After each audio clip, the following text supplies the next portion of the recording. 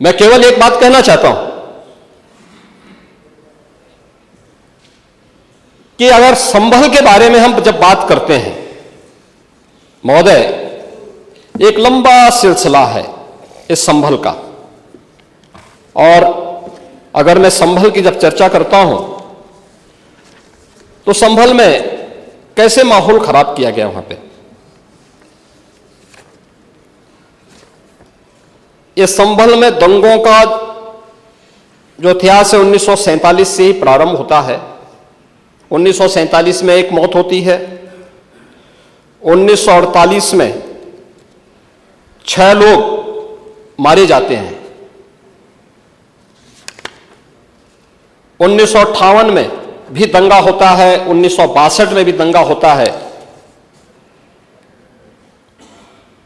1976 में भी 5 लोगों की मौत वहां पर हुई थी, और 1978 में 184 हिंदुओं को सामूहिक रूप से जला दिया गया था। 184 हिंदुओं को हत्या हुई थी, हिंदुओं की हत्या हुई थी और जलाया भी गया था, और 184 हिंदू मारे गए थे वहां। 184। मैं वही तो कह रहा हूं ना, आप उस सच को स्वीकार नहीं करेंगे, आप उस सच्चाई को स्वीकार नहीं करेंगे, और लगातार कई महीनों तक वहां कर्फ्यू था। 1980 में फिर दंगा हुआ था, एक मृत्यु हुई। 1982 में फिर दंगा हुआ, एक मृत्यु हुई। 1986 में 4 लोग मारे गए, और 1990 फिर 1992 में 5 मौतें हुई, 1996 में 2 मौतें हुई। ये लगातार ये सिलसिला चलता रहा 1947 से लेकर के अब तक।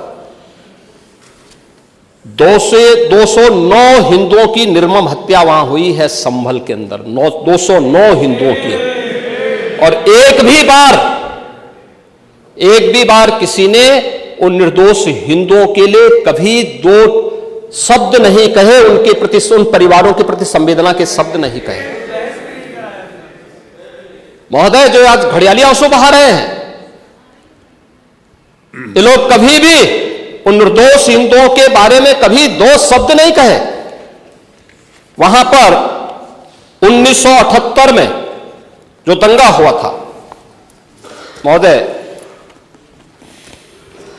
किस प्रकार की स्थिति थी। एक वैश्य जिसने सबको उधार दे रखा था पैसा, और इस बात को मानता था कि साहब मैं तो सबको पैसा देता हूं, मेरे यहां तो सब व्यवसाय के साथ जुड़े हुए हैं। अगल बगल के हिंदू दंगा होने के बाद उनके घर में इकट्ठे होते हैं। इकट्ठा होने के बाद उनको घेर लिया जाता है।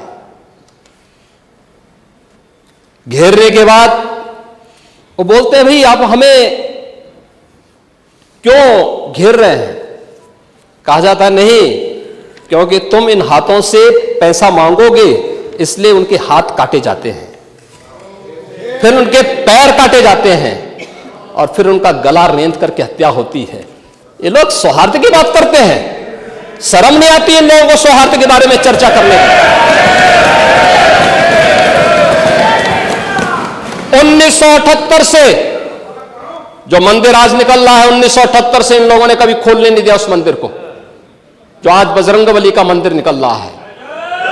जो वहां पर आज 22 कुएं किसने बंद किए थे, इन 22 कुओं को भी वहां पे बंद किया गया, और वहां का माहौल इतना तनावपूर्ण किसने बनाया था। ये पत्थरबाज कौन थे।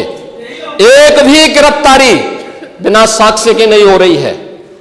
और याद रखना, जिसने पत्थरबाजी की होगी, जिसने माहौल खराब किया होगा, उसमें एक भी बचने वाला भी नहीं है,